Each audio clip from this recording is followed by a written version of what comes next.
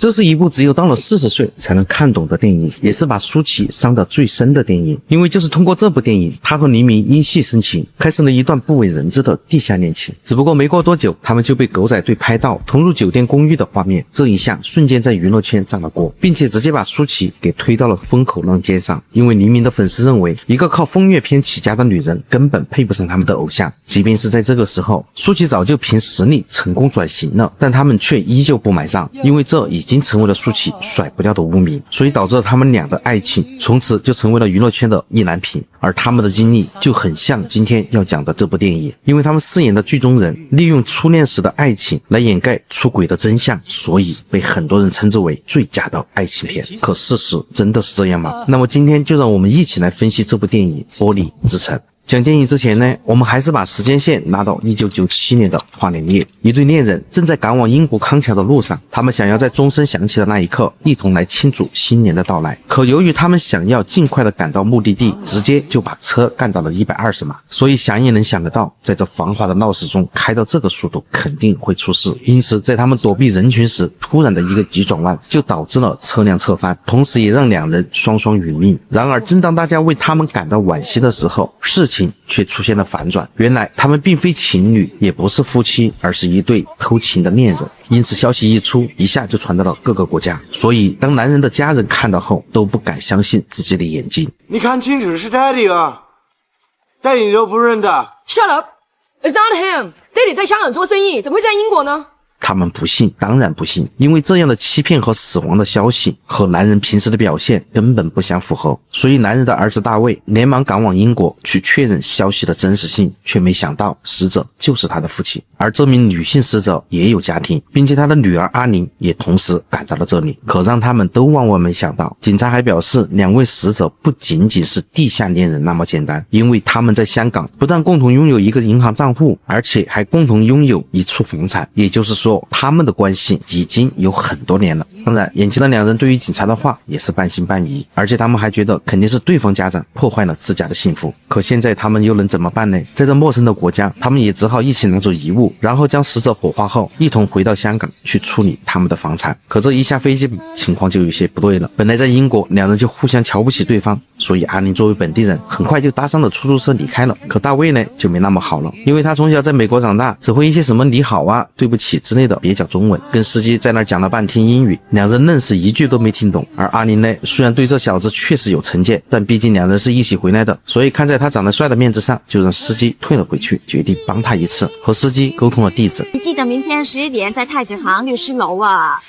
你知不知道太子行怎么去啊？中环的太子堂。喂，你知道中环在什么地方？ Look， 我在香港出生 ，I know where Central is, OK？ 在香港出生就别讲英文，耍什么帅呀？其实对于他们两人来说，一个失去父亲，一个失去母亲，心里难受是肯定的，但更让他们纠结的还有父母到底有多少秘密在瞒着他们。所以大卫来到了那栋父亲留下的房子里，而这里三面全是由玻璃搭建，一眼就能看到海边，就像是一处世外桃源一样，隐蔽而又有无限的希望，并且这里还有很多属于很久很久以前的照片和早已过时的物品。这就让大卫开始产生了疑问，自己的父亲和这个阿姨到底发生过什么。于是到了第二天，他叫上阿玲一起去到他们父母都提到过的一个朋友的公司，听他讲起了一个男人和一个女人的爱情故事。时间回到1970年的那个夏天，今天是港大开学的第一天，男男女女为了庆祝新的大学生活，他们互相泼水打闹。尽管男孩们的衣服被扯破，女孩的头发被淋湿，他们都毫不在意。其中在这群新生中，一个叫港生的男孩玩得最为尽兴，也最为出彩，特别是还有他背上滑稽的唐老鸭，引起了一个叫韵文的女孩的关注，所以对他就格外关照了。而他的举动自然而然就让港生不得不回头看向他，因此在四目相对之下，这对少男少女初次尝到了心动的感觉。所以对于港生来说，从此在这枯燥的学习之中，总会有一抹亮点，让他时时刻刻都充满着希望。而这个希望就是那个扎着2个马尾，古灵精怪又带有阳光开朗的韵文。只要对方开心的进球，他就会无视周边的同学，用力的为他加油鼓励。因此港生这高调的示爱遭到了同学们的起哄，还遭到了高年级师兄的不满。为了压压他的锐气，就惩罚他在众人面前用50个字以上的脏话组成一个有意思的故事。然而他竟然真的做到了。而韵文呢，就因为他和港生搞暧昧，同样也被牵连了。世界们就惩罚他去很远的地方买冰淇淋，并且规定他既不可以坐车，也不能让冰淇淋融化。只是吧，这样的难题在港生的面前都不是问题。他在不违规的情况下帮助韵文完成了任务，所以呢，一个美女遇上一个有才华的男孩，两人自然就会互生好感。如果只要有一个人捅破了这层窗户纸，就能走在一起，而这个人那肯定就是港生了。可他表白的方式就很特别了，非要晚上韵文在学校女生聚餐时，他偷偷溜进去，将一朵玫瑰花送给了他。送给你的，谢谢。星期二的舞会确定来哦。晚一点再说吧，等到你打电话给我再说。玫瑰花代表爱情，至于长不长久嘛，那就不知道了。韵文也跟我这个直男一样，觉得这花送的没啥意义，过段时间就谢了。可这港生却不这么觉得。每天放一颗 aspirin 在水里面，花可以活很久的。我不信，念医学的教你的。念文学教我的。就这样决定了。其实吧，这花不花的不重要，重要的是他们从此走到了一起，有了恋爱的关系。所以自然而然的，在后面的日子里，他们可以在舞会上尽情的抱在一起跳舞，享受着独属于他们的世界；也可以在私下无人时，尽情的啃着猪头，表达着互相对爱的渴望。可这样的渴望，港生似乎想要的更多。别这样，我不想这么快。我会娶你的。不要。年轻时的爱情就是这么单纯，拒绝不代表不爱，只是爱的方式不像现在这么开放而已。也正因为这样，双方才有了更多的期待，也许就是另一种幸福。只是吧，这样的幸福它来得快，去得也很快。1971年，日本肆意侵占钓鱼岛等岛屿，令全国人民愤慨不已。而香港也是一样，港大的学生发起了游行示威活动，而港生呢，就是这其中最早的发起人之一。可在当时，港英政府的这群英国人却规定游行示威是属于违法行为，所以即便是他们只是静坐抗议，也逃不过这些警察对他们的暴力驱逐。他们挥舞着棍棒和警棍，让同学们根本无力抵抗。但好在韵文在这个时候被别的同学急忙拉走了，而剩下的学生们几乎全部被捕。等事态平息下来后，韵文才从电视上得知港生因为是带头的人员，需要入狱改造。一听到这个消息，他连忙坐船赶往监狱，看着心爱之人头上还缠着纱布，韵文真是心疼。可那又怎么办呢？只好送一些书让港生无聊的时候看看，然后不断提醒他要吃好睡好。可这是监狱啊，这些都是奢侈品。只是把港生为了不让韵文担心，尽是说的好话，还说自己在这里，那些大哥们都说他是知识分子，谁也没有为难他。可事实呢，并没有他说的那样好，因为港生的性格本来就是那种不服输又爱出风头，所以不但那些古惑仔欺负他，而且狱警也时不时的关照他。但好在呢，他在这里并没有待太久，3个月后就被释放了出来，只是从此留下了案底，这就给他带来了很多的困扰了。要知道，在当时的香港，留下案底后，无论是读书还是以后在这里找工作，可能都不是容易的事。况且以港生的能力，他肯定不想这样的碌碌无为下去。再加上父亲的一直唠叨，于是他做出了一个重大的决定。爸，我去法国念书。法国？你去法国干嘛？香港没意思了。现在是人去法国，你可是寄信呢？钱呢？我自己会想办法的。放心。港生只要决定的事，父亲知道自己阻止不了，所以他也没有多说什么。只是港生自己现在唯一放不下的，可能就只有韵文了。但在当时的社会环境下，他也没有其他办法，所以只好找到韵文，说出了他的想法和梦想。好像美国有金门桥，意大利有泰西桥，英国有康桥。康桥，这名字好好听啊，我喜欢。那这条桥会盖在什么地方？还没定，要坐飞机飞高一点看清楚，才知道什么地方是最好的。不如我们一起去学开飞机了，好不好？好，我答应你，只要我学会开飞机，我们2个一块飞。一个梦想着在香港建设一座桥，一个梦想翱翔于天空，而为了梦想，他们只能选择暂时分开。临走前，港生拿出了特意制作的礼物，一个自己的石膏手模。只是不一样的是，他用韵文的名字画上了生命线、事业线，还有一条很长的爱情线，代表着港生把自己全都交到了韵文的手中。而韵文呢，在今天也想把自己交给他。你不是很想要吗？别这样傻了，以后有机会再说吧。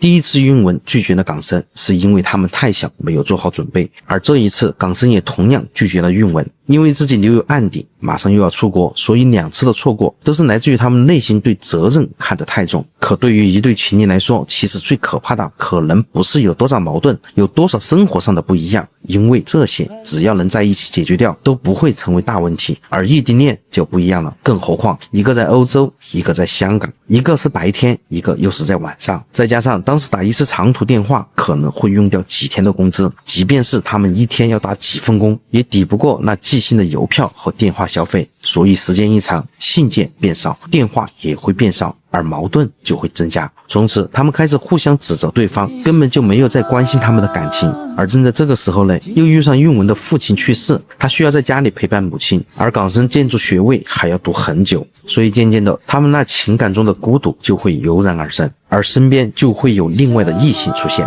来代替对方所有的关心。因此在这样的情况下，他们最终还是选择了放下对方，选择了分手，这就成为了双方永远的意难平。而这一分开就是21年，时间来到1992年，也就是距离香港回归还有5年的时间。要在以前，很多香港上层人士以学英语为主，而到了现在，他们开始纷纷学起了普通话。因此作为事业有成的韵文，当时也随着时代的潮流报了相关的课程。而正是在这里，他同样遇到了一个爱出风头而且还特别搞笑的男人。7时4时44，7时4时44。我只想简单地拥有一片小小真实的天空，不要再有飘零的失落。为什么经过多年以后，也许时间会冲淡一个人的声音，一个人的相貌，但总会有一种感觉一直停留在心中的最深处。两人的再次见面，双方都已经事业有成，有家庭，也有了孩子，但很奇怪的是，他们在一起没有聊过过去的种种，也没有纠结于谁对或是谁错，只聊了一些工作和他们住在国外的家人。也许是人到了中年，有些东西会看得很淡很淡，可再怎么淡，当有些熟悉的音乐响起时，即便是你不想去回忆，也会在脑子里回荡。Try to remember when life was so tender that no one wept except the widow. Try to remember the kind of September when love was an ember about to blow.他还是他，他也依旧是他。也许是造化弄人，也许是命中注定让他们一时错过，但那种情感却并没有改变。所以韵文回到家，脑子里全是港生的影子，而内心却很纠结。他纠结于应该联系还是不该联系。而港生呢，也开着车来到他家楼下，就停在那里，时时的看着楼上韵文的一举一动。今天不再是昨天的我，也许明天要面对的更多。喂，接通又挂掉，是不敢还是不愿意继续？不知道，港生也不知道。可当他看到韵文还留着那个石膏手模后，他立马就确定了对方还有自己，所以这次他拿起了手机回拨了过去。喂 ，Vivian， 是我，有没有兴趣去开飞机？也许打破沉默最好的方式就是投其所好，所以他们隔天就来到机场去学习开飞机，也算是他们兑现了当初的承诺。只是时间嘛，晚了20多年，但这其实也还好，总算是一起在香港的天空上完成了两人初次的试飞，也同时拉近了他们的关系。其实吧，这样的两人再次相见，他们都各有所成，而且各自还心系着对方，重新擦出火花真的是在所难免。再加上港生这些天一直都在楼下默默的等着他给出回应。喂。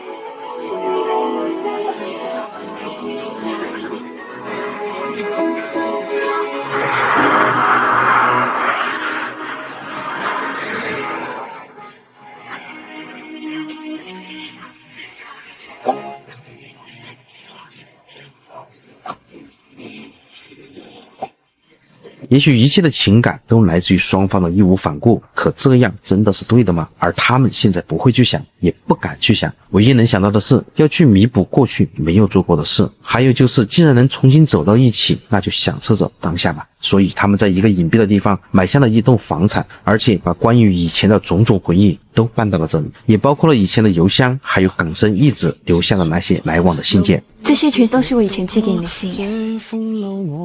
20年了，射信在这里，走遍大半个地球，终于回来。不如我们再寄一次好了。好啊。1973年4月，进去。1974。这封信是你生日。是吗？建立了他们的爱巢，也算是两人对过去的弥补。可现实内，他们真的就能这样下去吗？就在这天，港生的妻子在没有提前打招呼的情况下来到了香港，搞得港生都很意外，也很措手不及。你想想，韵文看到这里该会是什么样的心情呢？他害怕的躲进机舱，缓缓的发动引擎，默默的逃离了现场。可当看着地上两人挽在一起时，让他的心里很难受，也让他没想到自己跟港生的关系竟然变成了这般偷偷摸摸的。所以就在他们参加同学会的间隙，韵文找到了港生，提出了分手的要求。不如我们分手吧。你说完的字，这一次我是说真的。那随便了。其实在这期间，韵文提出了很多次的分手，因为他们在一起，自己每次接老公的电话时都会偷偷的去接听，每次通话都小心翼翼的。也许分手后这些都可以过去了，可分手却没有他们说的那么简单。我也希望你会记得，我们分开的日子里，你不在我身边，我才是最爱你的。人活到幾歲算短，失戀只有更短，歸家需要幾里路，誰能預算？忘掉我跟你恩怨，櫻花開了幾轉，東京之旅一早比一。分開沒那麼容易，可在一起又何嘗不是一件難事呢？他們最大的問題是可以義無反顧的在一起，卻不可以做到拋家棄子。然而在這樣的情況下，不也是一種痛苦嗎？因為相愛，他們不敢大膽的去愛；陪伴，他們也不能光明正大的去陪伴。所以在這麼多年中，一直都是在他們的愛巢裡享受着只有兩個人的時光，而這一切就在這一天戛然而止。生日快樂，港生送給你的。他呢？他沒辦法趕來了，他要出差啊，到大陸去了。我知道了，一定是他太太突然之間又跑回來了。但是今天我生日耶，又是我第一次學會開飛機，也是我跟他第一次一起飛。他答應我的。人人開開心心說說故事。走吧。今天的韻文寂寞了，他詢問着朋友，港生是真的愛自己嗎？如果是真愛，那他對妻子呢，是不是也是真愛呢？可這樣的回答不是當事人可能真的答不出來，而這樣沒有答案的問題似乎讓韻文看得更通透了，因為他不想得到一個同時能愛上兩個女人的男人，所以他決定放棄港生，去到了英國。明天我去英國開會，開完會順便在那邊散散心，順便過年。你在那邊過97嗎？對啊。那你不理港生了？你幫我告訴他，我跟他玩完了，叫他以後都不要再找我。男人真的會同時愛上兩個人嗎？別問我，如果問我，我絕對會回答肯定不會。那港生呢？當他知道韻文去到了英國，他立刻追了過去。可在這偌大的倫敦城裡，想要找到他絕對不是容易的事。可命運往往就是讓這些不容易的事變得特別容易，它會讓你擦身而過，也會讓你遇到你想要遇到的那他。也許這就是命中注定，命中就注定他們會在這康橋下再一次會遇見。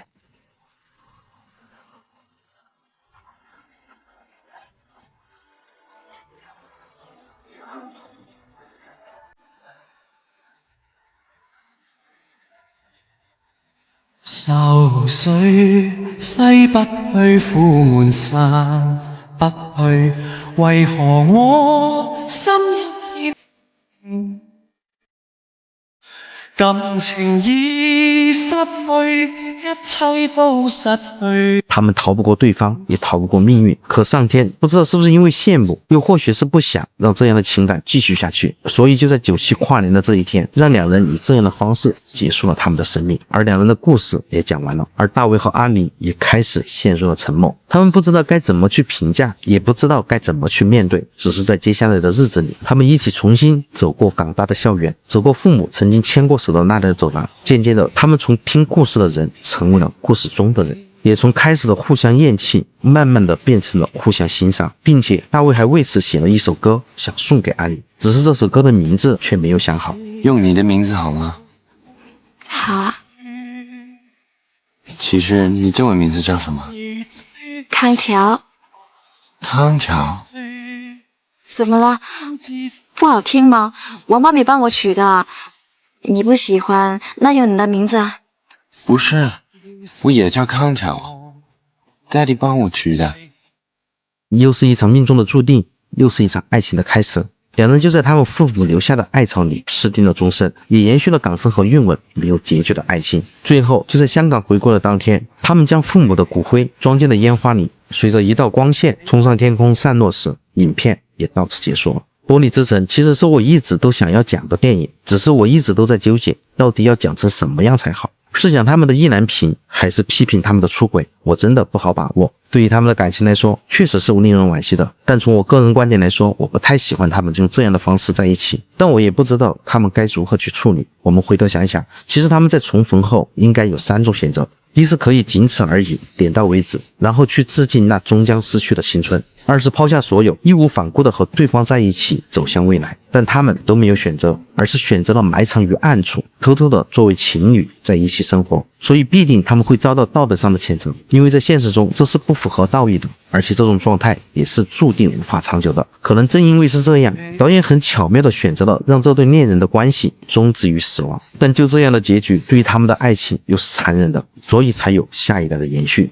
也许正如我看到一个诗人那样写道，人生本就是一场虚无，什么都没有，只有爱和被爱的人在我们心里会留下一点点痕迹，但这痕迹也不是很多。就像这部电影的名字一样，玻璃是透明的、干净的、纯洁的，但它又是易碎的和没有安全感的。所以最后，其实我想说的是，在那3种选择中，无论是选择哪一种，请在保留爱的同时，不要去伤害任何一个爱你的人。